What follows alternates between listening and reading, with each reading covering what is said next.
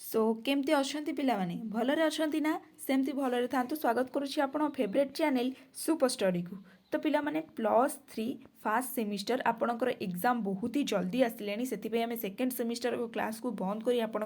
माने class start करछे। तो एटा होछि आपण compulsory arts science commerce AEC रो गोटे क्वेश्चन पेपर जोटा कि एबे आपणकर एनईपी पैटर्न अनुसार होछि। तो काइंडली आपण आरो 1 मार्किया को बहुत ध्यान रे दियंतु कारण कोन 2 मार्किया 5 मार्किया 8 मार्किया आम कि लिखिपर बट 1 मार्किया तो गोटे शब्द देइथिबो कि गोटे वाक्य रे देइथिबो लिखिबापई तो सेटा बहुत भीतर पकई दियंती। तो काइंडली आपण 1 मार्किया टिके अधिका फोकस करंतु। कौन देला कि तद्भव शब्द कहिले कौन बुझ तद्भव शब्द बुझिपाच मो पढ़ाई तत् युक्त भव तद्भव बा तहिरु जात होता है संस्कृत भाषारू जे जात होता है जमीती फॉर एग्जांपल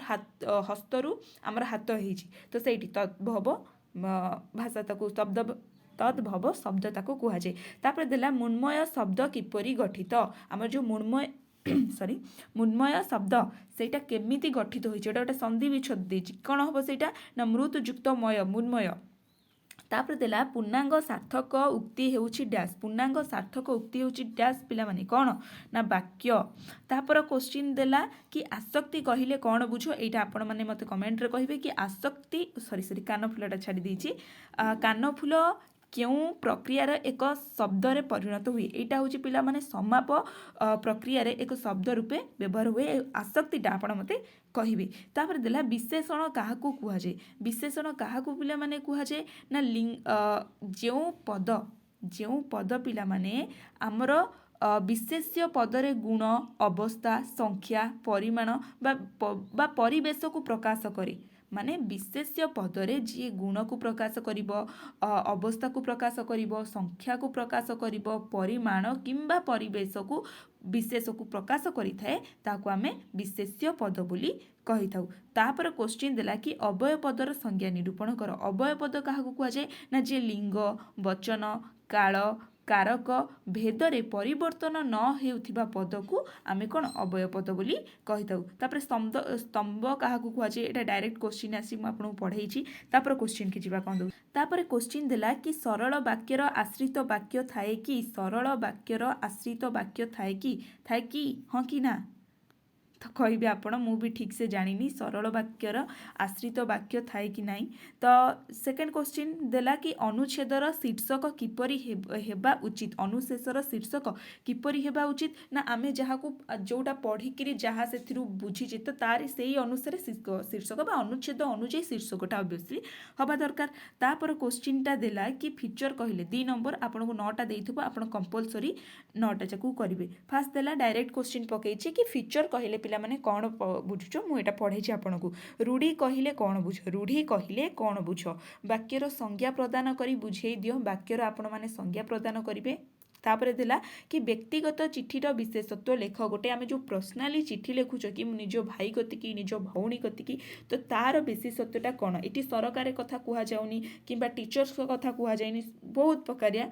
चिठी अच्छी आमर आपण मैंने जानी नवम रू तो पढ़ी आसुवे चिठी विषय। तापर देला अनुच्छेदर प्रश्न उत्तर किपरि हेबा आवश्यक आमे अनुच्छेद को जहाँ पढ़ी कि जोटा बुझुचे से अकॉर्डिंग उत्तर हेबो। तापर साधारणतः केते प्रकार रूढ़ी अच्छी केते प्रकार रूढ़ी अच्छी गोटे हूँ क्रियायुक्त रूढ़ी आ गोटे हूँ क्रियाहीन रूढ़ी। अनुच्छेदर संक्षेपकरणर 2टी विधि लेख अनुच्छेद को आम केमिति संक्षेपकरण करवा तार गोटे विधि आम लिखा। तापर देला वचनगत अशुद्धि कौन वचनगत अशुद्धि कौन एवं सोदाहरण बुझाओ लिंगगत अशुद्धि कौन सोदाहरण बुझाओ। तापर ग्रुप सी रे आसिला आपणकर 5 मार्किया जोटी कि आपण 10टा क्वेश्चन देथिबो आमे ता भितरु 8टा करबा बुझिला। ता फर्स्ट क्वेश्चन आसिला वाक्यर लक्षणावली उद्देश्य कर वाक्यर सब कौन लक्षण अछि ताकू वर्णना करिवो वाक्यर विभिन्न अंशर परिचय देव वाक्यर कौन सब अंश अछि ताकू परिचय देव। तापर क्वेश्चनटा देखो तापर देला कि शब्दर वर्गीकरण कर शब्दर वर्गीकरण कर आ 5 मार्किया माने आपण हार्डली पिला माने गोटी पेज ही लिखिबे अधिका लिखिबेनी जम्मा अधिका लिखिले ना आपण को अधिका मार्क मिलिबा बोले कि कोन ना से जो टीचर्स जे देखुची से इरिटेट हो कौन एत सेगुड़ा लिखी कारण 5 मार्किया माने गोटे पेज 2 मार्किया माने 4-5 धाड़ी रे लिखिदेव 2-4 धाड़ी रे लिखिदेव लंग क्वेश्चन माने आपण 4 पेज लिखिबे 1 मार्किया तो 1 मार्किया मोस्टली क्वेश्चन को गोटे वाक्य रे देइछि ना गोटे शब्द रे देइछि ना कोन देइछि सेटा देखिक तुम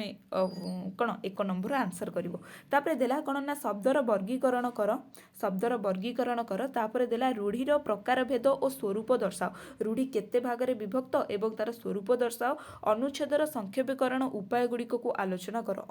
अनुच्छेद को केमिति संक्षेपीकरण करबा तार उपाय देबा अनुच्छेद प्रश्न किपरि हेबा उचित एहा उत्तर किपरि लेखा जिबा आवश्यक ताकू मध्य आलोचना कर विज्ञापन काहेकि और किपरि प्रस्तुत करा जाय विज्ञापन काहेकि आ किपरि प्रस्तुत करा जाय फीचर काहेकि करा जाए यार विशेषत्व लेख स्तंभर प्रकार भेद केते प्रकार स्तंभ अच्छी तार प्रकार भेद लिखिबो शुद्ध शब्द लिखन धारा गुड़िक को आलोचना कर शुद्धि अशुद्धि जो आपणकर रहीगला तापर आसिला डी नंबर क्वेश्चन जोटा कि आपन को 5टा देथिबो आमे तादरु 4टा बाछिकी करबा हैला कौन देला कि रूढ़ीर अर्थगत वैशिष्ट्य प्रतिपादन सह एहार प्रयोग विधि संपर्क में आलोचना कर रूढ़ीर वैशिष्ट्य दब तब ताकू केमिति प्रयोग करा जाए सेटा मध्य लिखिबो वाक्यर प्रकार भेद भाव और गठन दृष्टि निरूपण कर दीटा देछि अर्थ दृष्टि भाव आ गठन दृष्टि भाव दृष्टि देछि गठन दृष्टि मध्य देछि तापर देला कि अनुच्छेद स्वरूप दर्शाओ आदर्श अनुच्छेद प्रश्न उत्तर संबंध रे एक विस्तृत विवरणी प्रदान कर अनुच्छेद कौन ता विषय टिके लिखिबो तार आदर्श कौन अछि ताकू लिखिबो स्तंभ किपरि लेखा हेबा उचित स्तंभर भाव और भाव वस्तु सह एहार व्याख्यान वैशिष्ट्य आलोचना कर व्याख्यान मीन्स उपस्थापना माने ताकू डिस्क्राइब करिवो तापरे देला फीचर और स्तंभ मध्य पार्थक्य दर्शाई फीचर स्वतंत्र और सीमाबद्धर आलोचना कर एटा होची कोन आपणकर फीचर आ स्तंभ उपरे किछि देला आपनको बुझिहेला तो मेनली आपन क्वेश्चन पेपर प्रोवाइड करिवार कौन मीनिंगटा रोची ना आपन टिके क्वेश्चन ऊपर यही सब जिनस को प्रैक्टिस कर कारण सबू तो आमर गोटे सिलेबस ही आसूची ना तो सिलेबस बाहर किसी आम जिनस आसुनी तो एमाने जेहेतु गोटे यूनिभर्सिटी पकई दौरान किए जाने तुम कौन न आसो तो से अलमोस्ट 3 ରୁ 4टा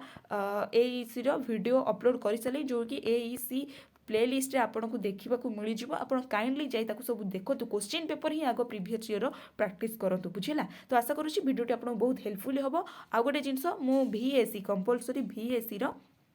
वीडियो अपलोड कर जदि भी आपड़ देखी ना तले डिस्क्रिप्शन लिंक अच्छी आपड़ जी देखीदेवे रही नमस्कार जय जगन्नाथ।